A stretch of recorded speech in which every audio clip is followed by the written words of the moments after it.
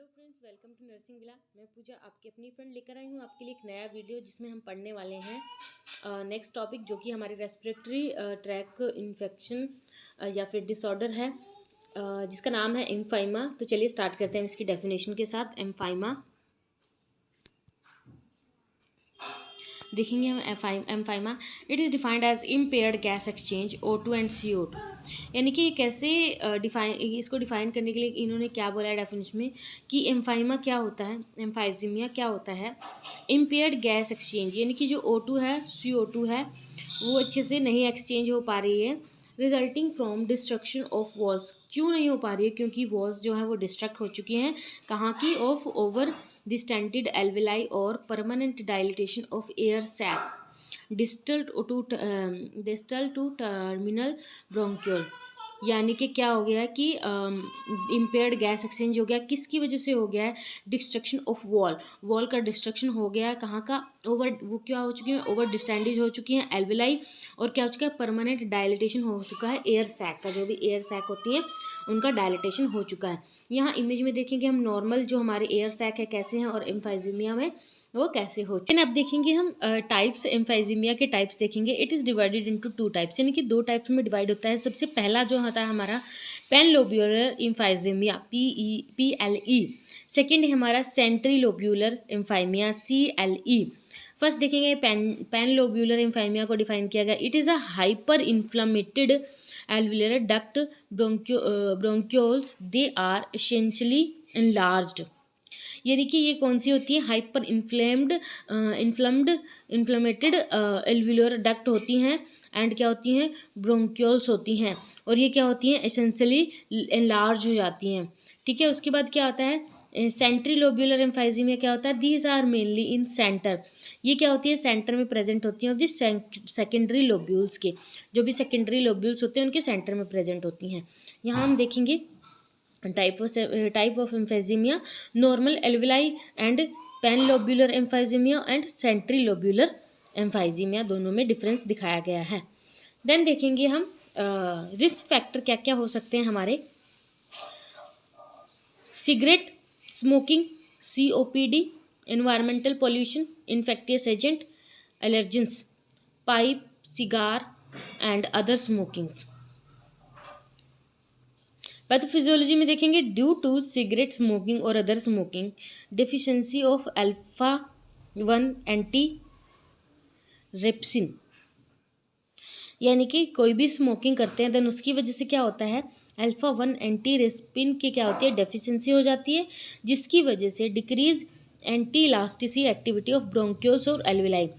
जो भी एल्वेलाई की और ब्रोंक्यूल्स की इलास्टिसिटी होती है, यानी कि जब हम ब्रीथ इन करते हैं तो वो फैल जाती हैं एंड ब्रीथ आउट करते हैं तो वो क्या होती हैं? सिकुड़ जाती हैं। तो क्यों होता है ऐसा? क्योंकि उनके अंदर इलास्टिसिटी होती है। तो इसकी अगर अल्फा-1 एंटी रेस्पिन का डिफिशिएंसी हो जाती है देन उनकी जो इलास्टिसिटी होती है वो भी कम हो जाती है। डायलिटेशन ऑफ क्या? डायलिटेशन ऑफ डिस्टल और terminal bronchioles.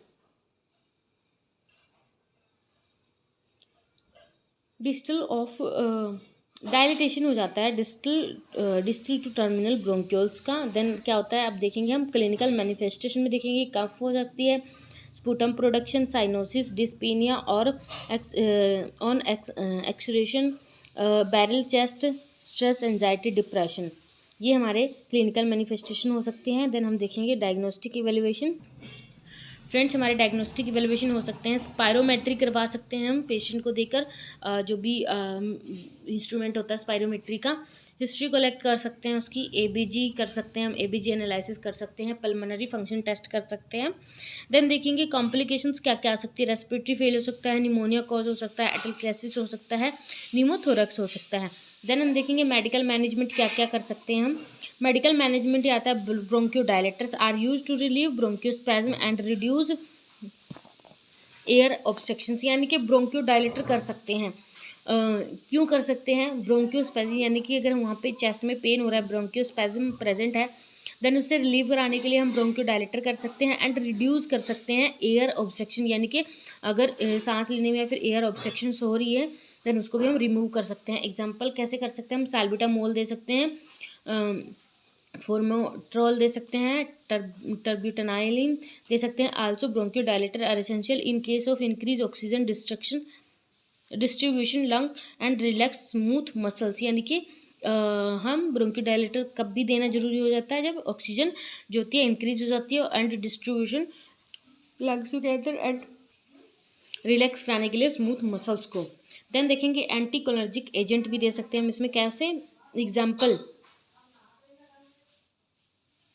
इप्राट्रोपिन bromide which inhibit acetylcholine neurotransmitter that convey information in parasympathetic nervous system. The action of these drugs include relaxation of smooth muscles, bronchodilators. Then देखेंगे हम, यानी कि जो भी actions होगा इन drugs का, उसमें क्या होता है? रिलैक्सेशन ऑफ स्मूथ मसल्स, और ब्रोंकोडायलेशन में क्या हो जाएगा? रिलैक्स हो जाएगा। उसके बाद देखेंगे कॉर्टिकोस्टेरॉइड्स में भी गिवन। कॉर्टिकोस्टेरॉइड्स में देखेंगे हम क्या क्या दे सकते हैं। एग्जाम्पल में beclomethasone, budesonide, flunisolide. Action of corticosteroids is anti inflammatory, antitussive agent कौन कौन से होते हैं? Morphine, codeine, dextromethorphan. एक्शन देखेंगे suppress cough centre in brain, यानी कि क्या कर सकते हैं? ब्रेन के अंदर जो भी कफ वगैरह उसको सुप्रेस कर सकते हैं। माइकोलाइटिक एजेंट्स क्या कर सकते हैं, किस लिए यूज़ करते हैं? Use to treat chest condition involving excessive और थिकन सिक्रेशंस को कम करने के लिए, ठीक है, या ट्रीट करने के लिए। एग्जाम्पल में क्या आता है? Bromhexine 8 to 16 mg।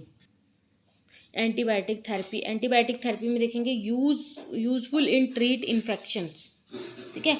Nursing management में क्या आता है? Assessment determine smoking history, exposure history, positive family history of respiratory disease, determine level of dyspnoea, note amount, colour and consistency of sputum, assess breathing pattern of patient.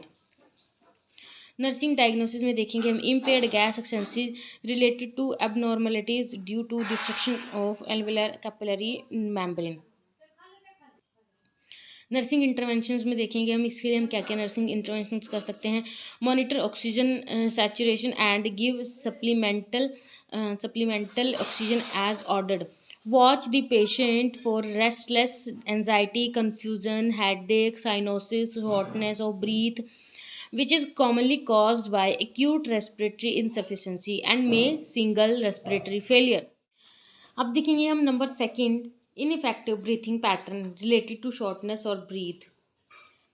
यानी कि अगर breathing pattern infective है और shortness है, breathing problems हैं, then क्या कर सकते हैं? Assess breathing pattern of patient, we should teach and supervise breathing retraining exercise to improve dyspnea, provide well comfortable position to patient। imbalance number 3 देखेंगे हम, imbalanced nutrition less than body requirements। यानी कि क्या है? imbalanced न्यूट्रिशन है, जितना body को requirement है उससे भी कम है, related to increase work of breathing, air swallowing and drug effects. Then क्या कर सकते हैं हम नर्सिंग इंटरवेंशन में? We should take nutritional history, intake, output, weight and height। encourage to patient for frequent small meals if patient is dyspneic। encourage smoking of high calories encourage snacking for high calories, high protein snacks such as nuts, cheese, etc। avoid food producing gas and abnormal comfort। यानी कि उन foods को avoid करना है जिससे gas वगैरह या फिर डिस्कम्फर्टनेस फील हो। Give supplement oxygen well patient is eating to relieve dyspnoea as directed. Number 4, activity intolerance due to fatigue, hypoxia, SOB, shortness of breath. Nursing interventions में क्या आएगा? We should encourage the patient for active and passive daily exercise. Then हम देखते हैं anxiety related to disease condition. इसमें हमारी nursing interventions क्या होगी? We should reduce anxiety level of patient by giving feedback to the patient. Friends, ये था हमारा आज का टॉपिक जिसमें हमने पढ़ा एम्फाइजीमिया। नेक्स्ट वीडियो में हम लेकर आएंगे आपके लिए नेक्स्ट टॉपिक, जो कि है ब्रोंकियोस्थेसिस या फिर ब्रोंकाइटिस।